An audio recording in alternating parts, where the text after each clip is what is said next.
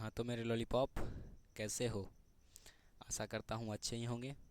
तो आज हम लोग फिर से मौजूद हैं एक नई क्लास के साथ, जिसमें काव्यखंड का यह जो है तीसरा चैप्टर होगा, जिसका नाम क्या है? अति सुधो स्नेह कुमारक, या इसी का दूसरा पंक्ति था माँ आंसू विहीन लहवर से। ठीक है, तो इसका कविता हमने जो है बड़े ही मज़े से पढ़ा। ठीक है, क्योंकि इसमें जो है क्या है, प्रेम के बारे में बताया गया था।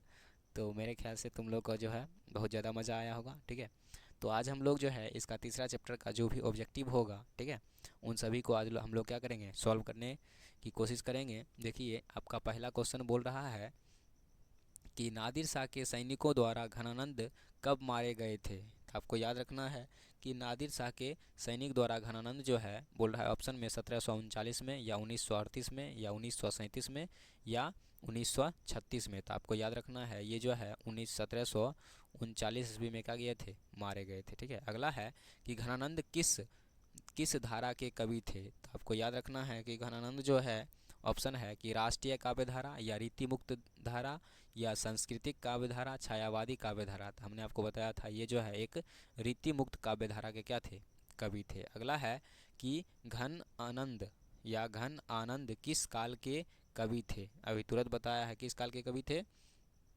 तो ये जो है रीति काल के कवि थे। कैसे थे, तो रीति काल के कवि थे। आगे है कि सुजान सागर किसकी कृति है। अरे भाई, सुजान सागर किसकी कृति होगी, जिसका चैप्टर चल रहा है। किसका चैप्टर चल रहा है, घनानंद का। तो बोल रहा है मीताराम, देव, केशवदास। कम के आंसर क्या मारेंगे, घनानंद का। आगे अगला है कि किसे प्रेम की पीर कवि कहा गया है। आहा, सुनने में कितना मस्त लग रहा है, प्रेम का पीर कवि। तो हमने आपको पढ़ाया है चैप्टर में, किसको, मीरा को, महादेवी वर्मा को, या सूरदास को। आपको याद रखना है ये कहा गया किसे, मीरा को कहा गया है। ए भाई साहब, कहाँ जा रहे हो, मीरा नहीं, ये नहीं होगा। क्या होगा, ऑप्शन नंबर सी होगा। क्या चीज़, घनानंद। क्या होगा, घनानंद। अगला है कि लाक्षणिक मूर्ति मूर्तिमत्ता और प्रयोग वैचित्र के कवि कौन हैं।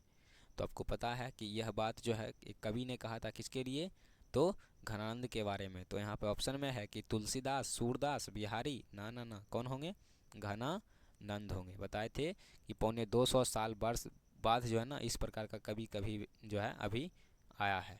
आगे है कि रीति मुक्त काव्य धारा के सिरमौर कवि किसे कहा गया है।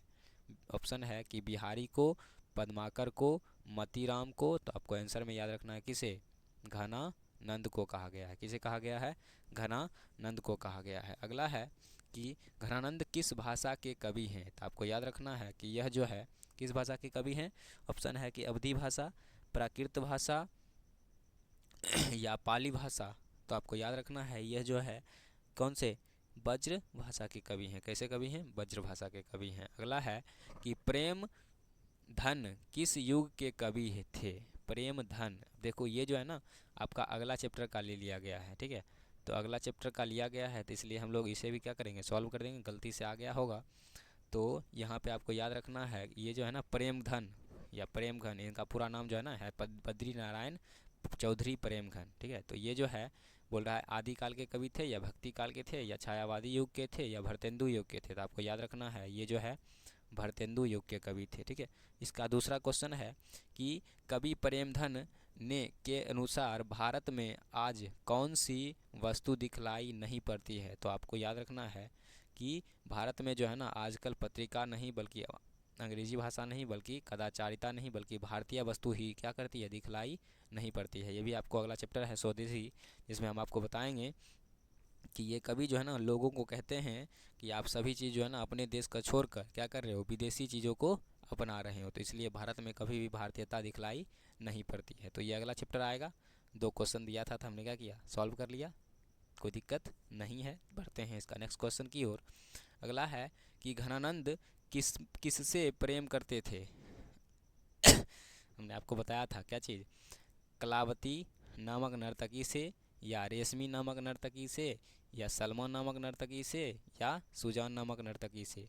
तो ये जो है ना आंसर हमें पता नहीं है। इसका आंसर जो है आप लोग क्या करोगे, हमें कमेंट बॉक्स में बताओगे कि क्या होगा इसका आंसर। अगला है कि घनानंद कवि हैं, आपको पता होना चाहिए, चित्त के थे, ना ना ना, द्वेष के थे, नहीं सुख के थे, नहीं, बल्कि कैसे थे, प्रेम के पीर कवि थे। देखो यहाँ से प्रेम हटा दिया है, तो इसलिए हमें यहाँ पे क्या मारना है, वीर कवि थे। अगला है कि घनानंद रचित अत्यंत प्रसिद्ध क्या है। आपको पता है कि घनानंद रचित जो है अत्यंत प्रसिद्ध जो है यहाँ पर क्या है, इनका संगीत है, नृत्य है, नहीं, नाटक है, सेवैयाँ और घना छरी है। क्या है, सेवैयाँ और घना छरी जो है इनका क्या है, अत्यंत प्रसिद्ध है। अगला क्वेश्चन है कि परहित के लिए देह कौन धारण करता है। तो आपको याद रखना है कि परहित के लिए हमेशा जो है सूर्य धारण करता है, नहीं धरती, नहीं, बल्कि बादल जो है देह को क्या करता है, धारण करता है, यानी दूसरों के लिए देह को धारण करता है, यही बात हुआ। ठीक है, अगला है कि कवि अपने आंसुओं को कहाँ पहुँचाना चाहते हैं। आहा, पढ़ने में कितना मज़ा आ रहा है। ठीक है,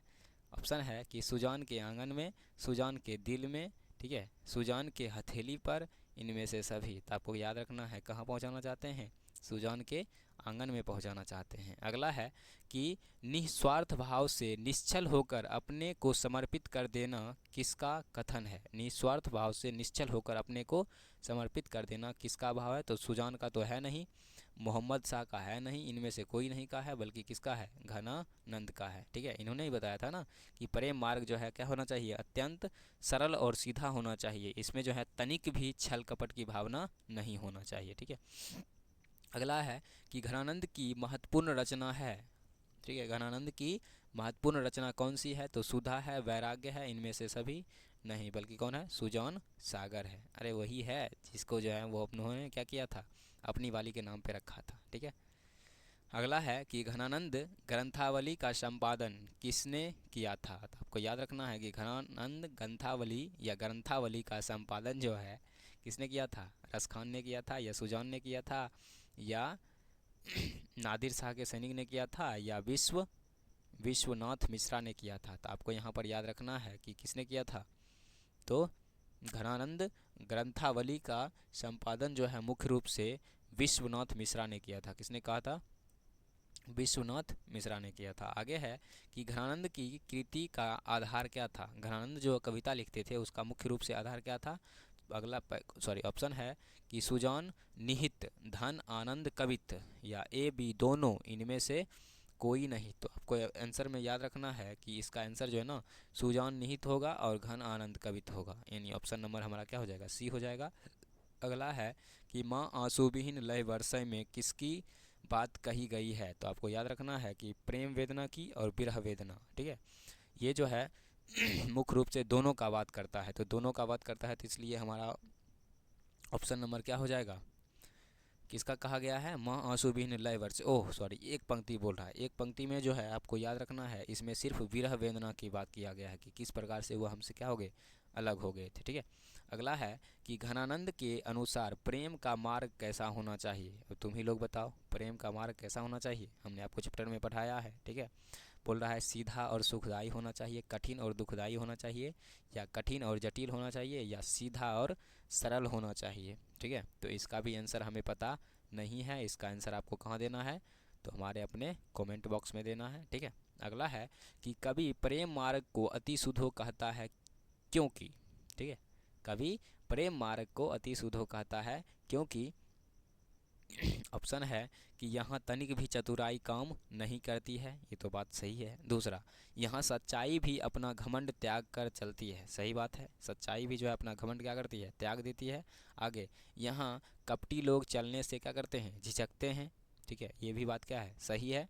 तो इसका मतलब मेरे ख्याल से ऑप्शन नंबर क्या हो जाएगा, डी हो जाएगा। ख्याल से नहीं, सही है।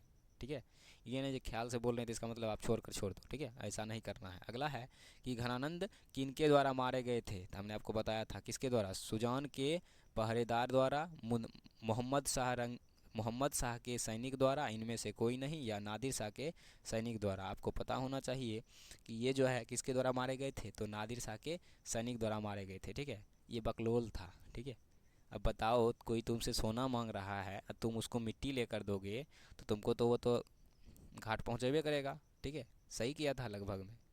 ठीक है, वो बोल रहा है कुछ और ये दे रहा है कुछ, बेचारा गुस्सा आया, टपका दिया। ठीक है, मुफ्त में चला गया। आगे है कि घनानंद का या घनानंद की मृत्यु कब हुई थी। तो आपको याद रखना है इनकी मृत्यु जो है कब हो गई थी। तो इनकी मृत्यु बोल रहा है 1734 में, 1741 में, 1743 में। इनका मृत्यु कब हुआ था, 1739 में हुआ था। अगला है कवि ने पराजन्य किसे कहा है। ऑप्शन है कृष्ण को, सुजान को, हवा को या बादल को। इसका भी आंसर मुझे पता नहीं है, आपको इसका आंसर जो है कमेंट बॉक्स में देना है, ठीक है। जिसने इसका कहानी सुना होगा या कविता सुना होगा उसको इसका आंसर जो है आराम से पता होगा। अगला है कि घनानंद का जन्म हुआ था, आपको हमने पढ़ाया था कि किसके आसपास। पहला है 1689 के आसपास, 1688 के आसपास, या 1687 के आसपास, या 1690 के आसपास। तो आपको याद रखना है इनका जन्म जो है कब हुआ था, 1689 ईस्वी के आसपास में हुआ था। अगला है कि राज्य का अर्थ होता है, याद है ना, राज्य राज्य राज्य, ठीक है, यही नहीं बोले थे।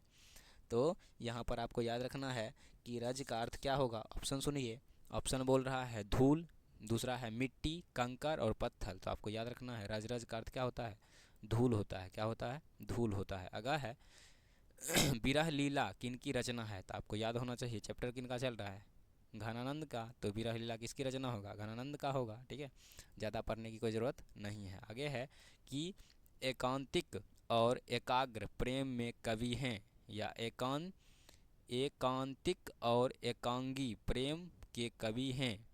ये जो है कौन कवि हो सकता है, घनानंद हो सकता है, या गुरु नानक हो सकता है, या रसखान हो सकता है, या प्रेमधन हो सकता है। तो आपको पता है चैप्टर किसका चल रहा है, घनानंद का। तो इस हिसाब से जो है हमारा आंसर भी क्या होगा, घनानंद हो जाएगा।